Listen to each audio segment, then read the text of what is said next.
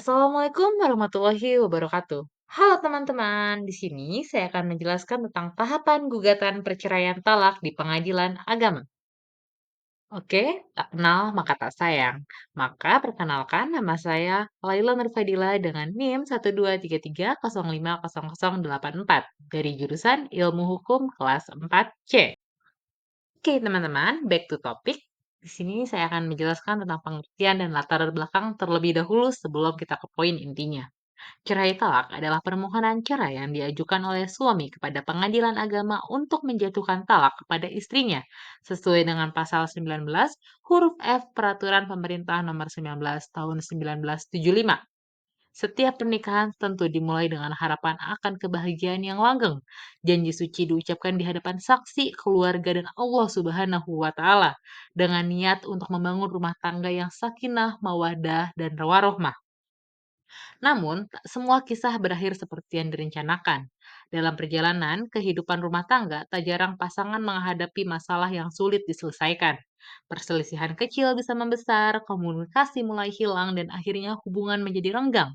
Ketika segala upaya telah ditempuh dari dialog keluarga, konseling, hingga mediasi, dan tak juga menemukan titik temu, maka tak jarang perceraian menjadi jalan terakhir yang dipilih. Dalam hukum Islam dan juga hukum positif di Indonesia, suami memiliki hak untuk mengajukan cerai melalui mekanisme yang disebut dengan cerai talak. Tapi, perceraian dalam hukum bukanlah sekedar perpisahan. Ia adalah proses yang memiliki tahapan yang jelas, terstruktur, dan harus dijalankan dengan penuh tanggung jawab dan keadilan. Lalu, bagaimana sih sebenarnya proses cerai talak itu dilakukan? Apa saja syarat dan tahapan yang harus ditempuh oleh suami sebagai pemohon? Dan apakah atau bagaimana peran pengadilan dalam memastikan proses ini berjalan dengan adil bagi kedua belah pihak? Mari kita bahas bersama tahapan gugatan perceraian talak di pengadilan agama, mulai dari awal hingga diterbitkannya akta cerai. Oke, yang pertama, apa sih syarat-syarat untuk mengajukan cerai talak? Nah, suami sebagai pemohon itu harus menyiapkan yang pertama itu ada buku nikah, baik yang asli maupun fotokopinya. Yang kedua, ada KTP atau identitas diri. Yang ketiga, ada surat permohonan cerai talak. Nah, surat permohonan cerai talak ini bisa dibuat sendiri atau melalui bantuan pengacara. Yang keempat, yang nggak kalah penting nih ya teman-teman, ada alasan perceraian yang sah menurut hukum. Contohnya, ada perselisihan yang terus-menerus, istri meninggalkan rumah tanpa izin, istri tidak menjalankan kewajiban rumah tangga, atau alasan-alasan lainnya. Nah, kita kembali ke poin intinya nih teman-teman. Apa sih tahapan proses cerai talak di pengadilan agama itu apa aja nih kira-kira ya teman-teman ya? Nah, di sini aku juga bakal jelasin ya teman-teman. Yang pertama itu tahapan pertama dalam proses cerai talak dimulai dari pengajuan permohonan oleh suami ke pengadilan agama. Permohonan ini diajukan ke pengadilan yang berada di wilayah domisili istri, bukan domisili suami ya teman-teman. Ingat, domisili istri. Pada tahapan ini, suami harus mengisi formulir permohonan dan menyerahkan sejumlah dokumen penting seperti fotokopi buku nikah dan KTP. Setelah berkas lengkap, suami juga harus membayar panjar biaya perkara sebagai syarat administrasi awal. Setelah permohonan diterima, maka masuk ke tahap kedua, yaitu pendaftaran dan penetapan hari sidang. Di sini, permohonan dicatat secara resmi dan diberikan nomor perkara.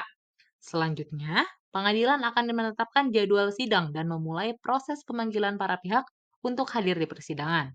Tahap ketiga adalah pemanggilan suami dan istri. Pengadilan akan mengirimkan surat panggilan resmi kepada masing-masing pihak agar hadir pada hari dan waktu sidang yang telah ditentukan.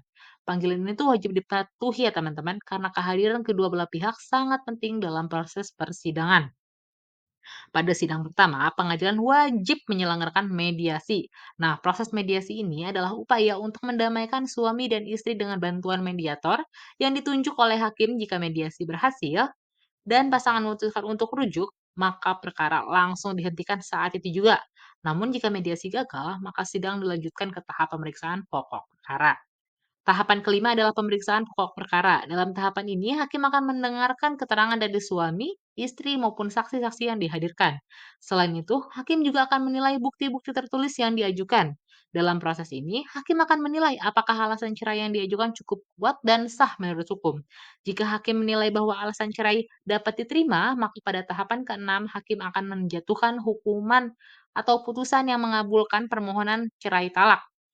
Dalam putusan tersebut, hakim juga akan menetapkan jadwal sidang ikrar talak yang wajib dihadiri oleh suami. Selanjutnya, masuk ke tahap ikrar talak, di mana suami itu wajib mengucapkan talak secara lisan di hadapan majelis hakim.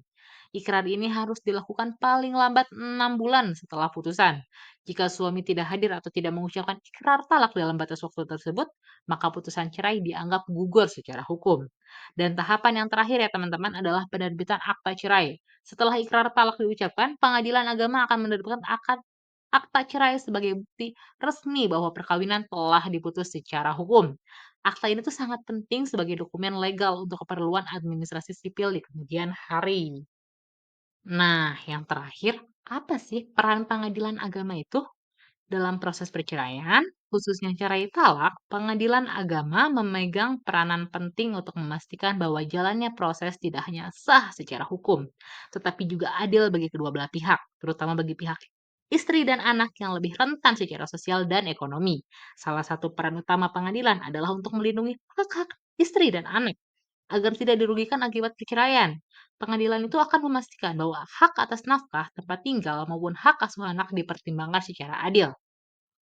Nah, sebelum proses perceraian benar-benar berjalan, pengadilan juga berkewajiban untuk menengahi pasangan melalui mediasi. Tahapan ini tuh sangat penting sebagai upaya damai untuk menyelamatkan rumah tangga, karena perceraian selalu menjadi langkah terakhir. Ingat, langkah terakhir, bukan pilihan pertama. Jika mediasi berhasil, maka perceraian tidak perlu dilanjutkan. Selain itu, pengadilan juga memiliki tugas untuk menilai keabsahan alasan perceraian. Hal ini dilakukan agar talak tidak dijatuhkan secara sepihak dan semena-mena oleh suami. Hakim akan menilai apakah alasan cerai yang diajukan benar-benar memenuhi syarat yang ditentukan dalam hukum atau tidak. Terakhir, pengadilan juga akan menetapkan berbagai hak pasca cerai seperti nafkah idah, mut'ah, nafkah anak, dan hak asuh anak. Semua keputusan tersebut harus mempertimbangkan keadilan, kepatutan, dan kepentingan terbaik bagi anak. Dengan peran yang menyeluruh ini, pengadilan agama menjadi benteng terakhir yang memastikan bahwa perceraian tidak melahirkan ketidakadilan yang baru. Oke, teman-teman, sekian dari saya. Semoga apa yang saya jelaskan bisa bermanfaat bagi teman-teman. Terima kasih sudah menonton sampai akhir. Ingat, perceraian adalah langkah terakhir setelah segala upaya rujuk dilakukan. Konsultasikan dengan penasihat hukum atau mediator keluarga sebelum mengambil keputusan. Sekian dari saya. Wassalamualaikum warahmatullahi wabarakatuh. See you, teman-teman.